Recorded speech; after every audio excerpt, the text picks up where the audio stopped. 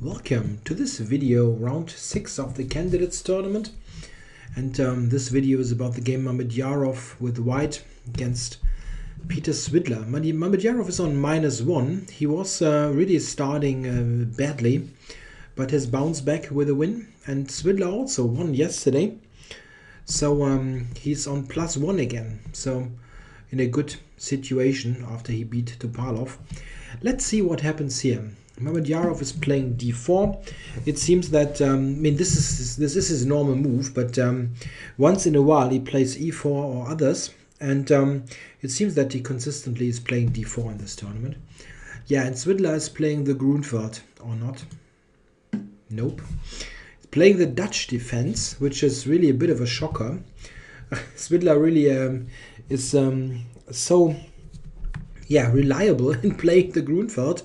You almost feel like there is some sort of transmission failure if there's anything else than the Grunfeld. But he really has prepared the Dutch, it seems. At least there's a surprise weapon, and he's playing it here against Mamedyarov.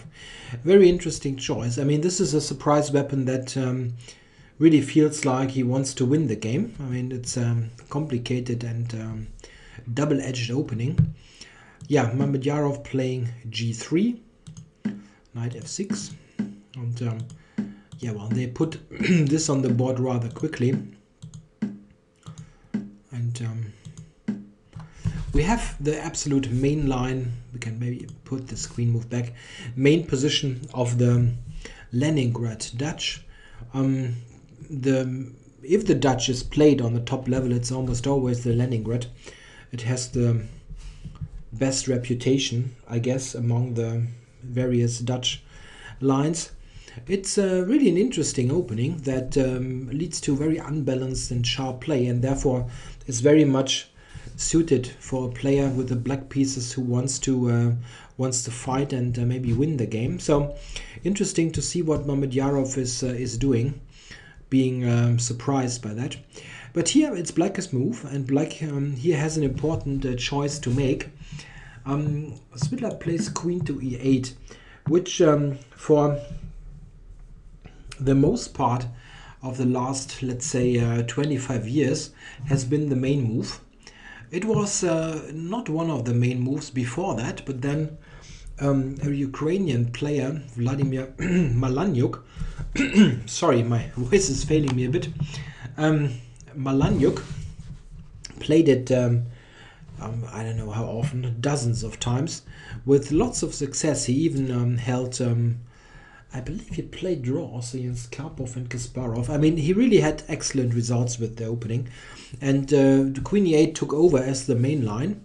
And only in recent years, the move c6, which has been the old main line before this, has somewhat come back into the attention. This has some points because the queen at some stages can go to a5. For example, after this, queen a5 is a very decent move. But Svidler is playing queen to e8. I can recommend both moves. I mean, they are both interesting. To get my personal perspective into that, a couple of years ago, I don't know, about 10 years ago, let's say, I was playing the Leningrad Dutch, this black, sometimes. And it was interesting. You always got the kind of unbalanced position that you like if you want to win a game. But I sort of, I switched to other things. And as it happens, I gave up the opening for no particular reason. I wasn't dissatisfied with what happened, but it's in a really good theoretical condition, I believe, at the moment. Okay, what's Mamedyarov doing against it? He plays the move b4, and I really had to look it up in the database. This is a really obscure move. It's very, very rarely played. The idea to play b4 against the Leningrad is actually rather normal, but normally, if white tries to go for this idea, he plays b4 before he develops the knight, For example here, or even earlier. Earlier it's probably more precise. But the reason is normally in a position like that, you want to have this option to get the knight only to d2, and let's say queen here, so that the bishop is actually working along the diagonal and not blocked by the knight. So this is a very uncommon line, this b4 here. Yeah, Svidler is playing e5. Of course, this is the main idea of all this. Queen e8. It took. And played bishop a3. Yeah, white is developing the queen side quickly, and this is obviously intending to play b4, b5. But an important thing is that now black gets in the move e5, e4. And there's a general rule of thumb in the Leningrad. If you get the pawn to e4 without being directly punished by some sort of tactical thing or some sort of direct refutation, then you should do it, and Svidler is playing it. Note that both players are investing time. They are not playing on preparation or anything. They just play a game here right from move, let's say move 9. Yeah, e4, knight d4, pretty self-explanatory. And now he played rook f7. Rook f7 is a normal move actually in the Leningrad Dutch. To go to d7, it looks a bit weird, but the rook can do a good job on d7, pinning on the d file. And of course, white was always intending to get something going with b5, so this is not a bad move. Black actually had an alternative. He could have played queen to f7. This is actually the computer suggestion, and I do like it. The queen is also not bad at all on f7, especially after the pawn is on e4 and there's no knight harassing it. So queen is just attacking on, no, not there. Queen is just attacking this pawn on c4, and yeah, this is something that white needs to consider. Is black really trying to take there? Yeah, in some lines he maybe is, but the queen is also nicely positioned there for another idea. If white is, for example, covering c4 with queen b3, there is knight c6 simply attacking this, and if white captures, I know it looks a bit ugly, but white is not able to attack the pawns quickly, and black is coming with bishop to e6. And this is looking very solid for black. He's attacking c4, and it seems to be that black is in good shape. I mean, certainly something that Svidler could have played. I'm not saying it is much better than rook f7 or anything, but it was a good alternative. The computer actually believes that after queen f7 black is better, but I'm not so sure about that. It certainly would have been interesting to try, but this is not a bad move. Queen b3 anyway, and now knight c6. This was Svidler's idea, to get the knight on c6 developed, exchange the strong d4 knight, and not for the moment spoil the pawn structure. The b5, he just went back, and it certainly looks like a decent position. Black can go bishop e6 anyway to put some pressure on this slightly weakened c4 pawn. And another very important feature, of course, is that black with this pawn on e4 is at the moment really limiting white's bishop. The g2 bishop is not an exceptionally good piece. So what is white's best idea here? I think that Mamedyarov played the most principled move. He played f3. Yeah, trying to get rid of this pawn on e4, so that the bishop on g2 is actually doing something. This is, I believe, just best here. He could have played rook d1, for example, but it's in the long run. There's always this question of the bishop. Note that black does not have such a problem piece. He's got this long diagonal. The bishop on e6 will have something to do, and the knight is obviously not a bad piece as well. The knight also has another idea. It can go to g4 and e5, also attacking the pawn.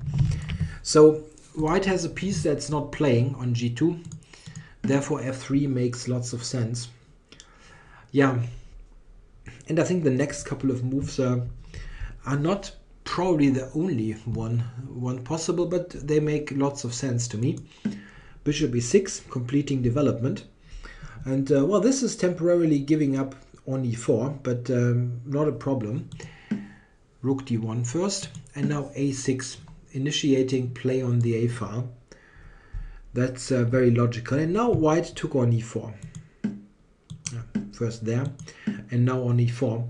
Yeah, you needed to take on a6 first. If you go with this first, then that's a takes b5, and this is very much a problem.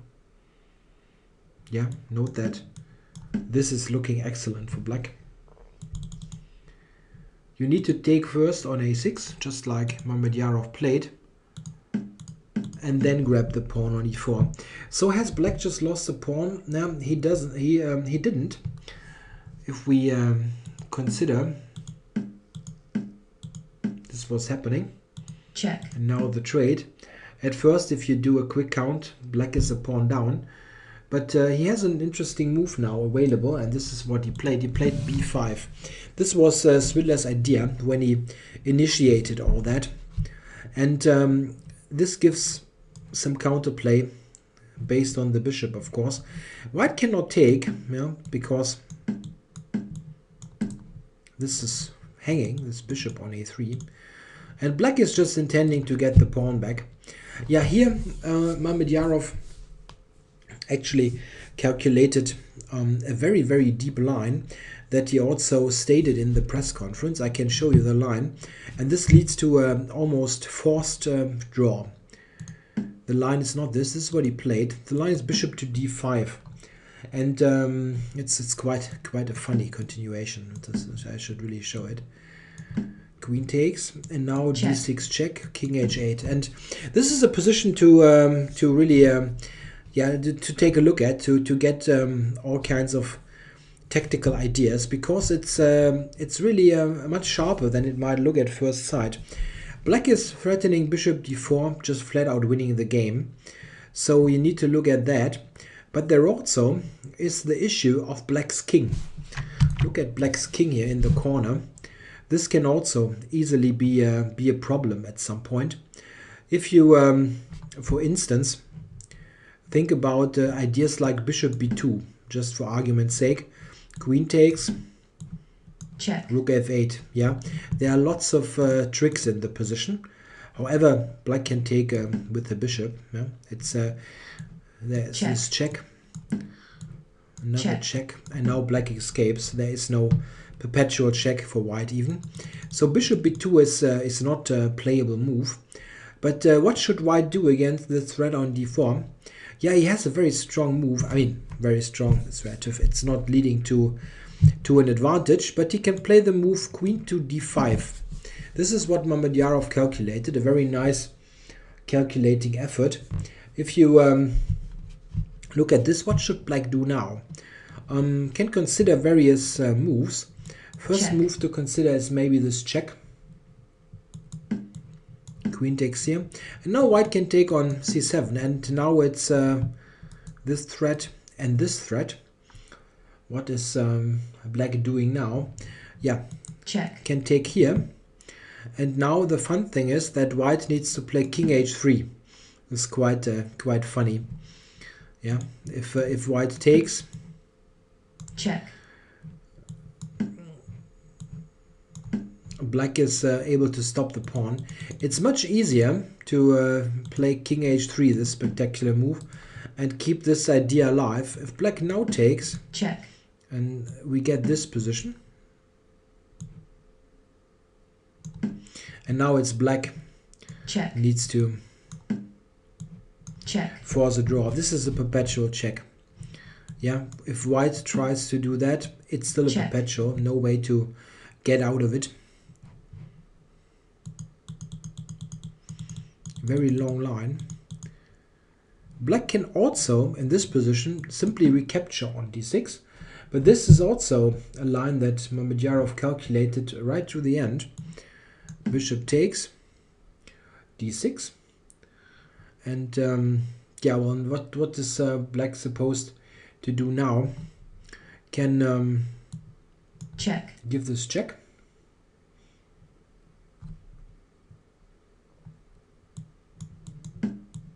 go here, for example.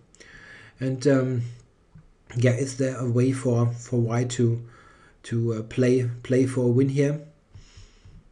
Oh, there's an interesting move with rook f8. Look at this. It's quite funny. Check. Check. Only move. Check. Check. And white will get the rook back. This is what he had calculated, and came to the conclusion that bishop d5 is probably leading to a forced draw. Yeah, 22 was the move count and 33 the end of the line. So really long calculation, and he didn't want to allow this this draw. So he went for queen e3, just moving the queen away from this fear of the bishop. And yeah, an interesting moment now. What should black do? Yeah, it seems that here Svidler had a good move, and this is queen d7. He somehow didn't play it. I'm not sure. I didn't see all of the press conference, but it would have been interesting to know if this was calculated by both players. The idea is just simple: play bishop to d4 and win the queen. Yeah, it's not like a fatal move for white. White can play queen f3, for instance, and after bishop takes, he has the interesting try bishop b2, because black cannot take. Checkmate. You know, and we have equal material now, but black is certainly not in any sort of problem. I'm not quite sure what the best move is, to be honest. Maybe something like queen d6 could be an idea. This introduces a possible check and also covers an important square on f8. I mean, black is perfectly okay here. What Svidler played is also not leading to any trouble, but I believe that after that, at least white has no fear of being worse. Yeah, bishop c5, and now Svidler played queen c8. A bit of a mysterious move. Not quite sure why he needed to go to c8 exactly, but it does not seem to be a big problem. h4 now played by Mamedyarov. Yeah, what is this move doing? It gives some room for the king. Possible h5, and it yeah, improves the position just slightly. He had an interesting alternative in rook d1, but this is a very computerish move. I mean, it has some points. This move is actually threatening something. If you consider black taking, for example, is a big mistake because of this tactical shot. A very strong move. Black can obviously not take. Check. And where is he going now? If you go here, oops, bishop d5 back is a win for white. Rook d1 is really a strange move. The computer gives white some advantage after that, but it's really yeah, not a very human move to play. I'm not quite sure. Maybe there's simply this threat with bishop b7, but yeah, a possible defense is maybe this, just covering the important squares here. It would have been interesting for white to play, but okay, h4 was not bad as well. And here we come to the critical point really of the game. There had been some points before where alternatives, of course, were possible, but here the game is basically decided on exactly this move. Here Svidler came up with the remarkable move h6. And I really don't know what to say. I mean, he spent 9 minutes on it, and it's clear that he didn't just blunder the pawn. I mean, white just took g6, yeah, and it's clear that he didn't just blunder the pawn, but he must have calculated. Well, I don't know what he calculated. I didn't see this part of the press conference. I maybe should do that later, because it would certainly be interesting to hear. What yeah, I think I read something of a brain freeze, and it's not clear to me what the point was supposed to be. Yeah, he played bishop to d5, which is somewhat attacking this bishop, and maybe, nah, I don't know. There is nothing really connected to the move. Queen h3 is not a threat. I really don't understand what he calculated. Yeah, maybe the press conference can shed some light on that. But other than that, it looks like really a blunder.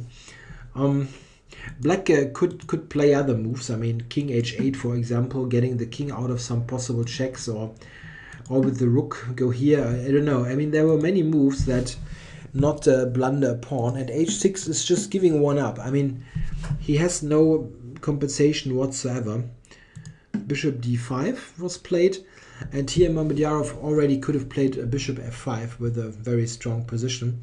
He didn't do that. He played h5, which is also keeping an advantage intact, no doubt about that, but maybe bishop f5 was even stronger. Black is with h6 gone from about equal, unclear equal. Yeah, it wasn't like a completely boring position where nothing happened or nothing was going on, but it was certainly sort of a dynamic equilibrium. And here white is just flat out winning. There's an attack in addition with all that. The bishop is just very strong here, and black's king is in trouble. Yeah, after bishop d4, yeah, rook d1 was also a strong move. But okay, bishop d4, it wasn't bad at all. Yeah, now Svidler played rook e6. Maybe there was something a bit tougher, because now we get to an endgame by force, and this endgame is just very easily winning for white. But it's not much fun. I mean, he must have been really completely shocked by his h6 move. Okay, check. Rook e6 and bishop f7. This is what I was talking about. This endgame transposition. Black obviously must take. Rook takes, and rook e3. Yeah, rook check. G7 and king f8. Yeah, and here Mamedyarov finished the game with a very attractive looking move. He played the move rook g5. very nice looking move, very visual. Yeah, the point was, of course, if white takes on e3, black captures on g7, and in this position it's not clear if white really can win the game. He's a pawn up, but it's opposite colored bishops. The a pawn is very useful to have, but the other passed pawn that you have is the e pawn, and this is not so dangerous in comparison to what white is getting in the check. What white is getting after rook g5, as now black really does not have anything else than capture the rook, as the bishop is attacked. So black must take, and then bishop e3, and now we see we have an endgame again with the a pawn, but now white has gained the h pawn as another passer, and those two, they will win the game. Opposite colored bishops, yes or no, it is just too much.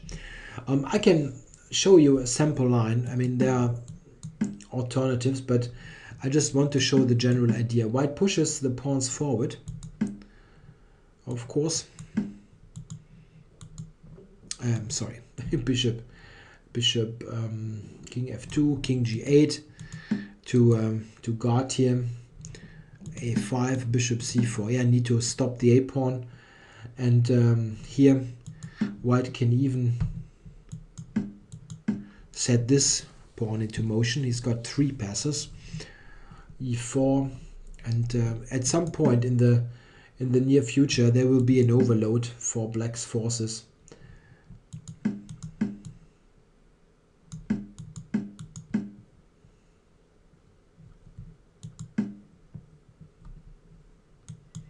Yeah, and then check.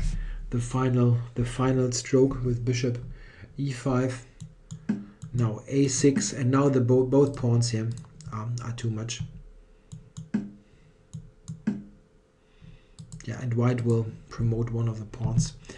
It's a very important thing to remember, that if you have 2 passed pawns in the opposite colored bishops ending, and if they are very far apart, then it's very often a win. It was funny that in the official live broadcast, Peter Heine Nielsen, Grandmaster Peter Heine Nielsen, he said that he was once told that there is a rule of thumb that if the pawns are so far apart that you cannot touch them with one single hand, then it's a win. Very funny kind of rule. But if you think of a board, yeah, a board in front of you, and if you're not having like I don't know, the hands of I don't know, of someone who's like a basketballer or someone with a big hand or what, you can easily imagine that pawns that are, let's say, this far apart or this far apart, that this can easily be your hand. Yeah, so it's a pretty visual rule that is maybe quite helpful. Okay, so a very important win, of course, for the tournament for Mamedyarov, and Svidler really has an up and down tournament like no other player in the field. After his somewhat lucky win yesterday against Tubalov, he was on top of it again with being on +1, and now he's back to 50%. While Mamedyarov, for him it looked like a disaster of a tournament. He was on -2 after just 3 rounds, if I'm not mistaken. And now he's back. Yeah, I'm not mistaken. He lost against Anand and another game against whom did he lose? Did he lose against Saronian? I'm not 100% positive about that. But he lost. Yeah, I think Aronian it was. He lost 2 games, and then he came back with 2 wins, beating Andreikin and now beating Svidler. So he's on 50%, amazingly, after 6 rounds. And it's not completely out of this world to think that with this kind of a run just started, maybe he's able to do even more. I mean, the trend is your friend. It's applying to chess as well. So maybe this is a big turnaround in this tournament. Yeah, I hope you enjoyed the coverage of this game, and I hope you will be watching again when I'll be back with round 7, which will only be on Friday because of the rest day on Thursday. Thanks for watching.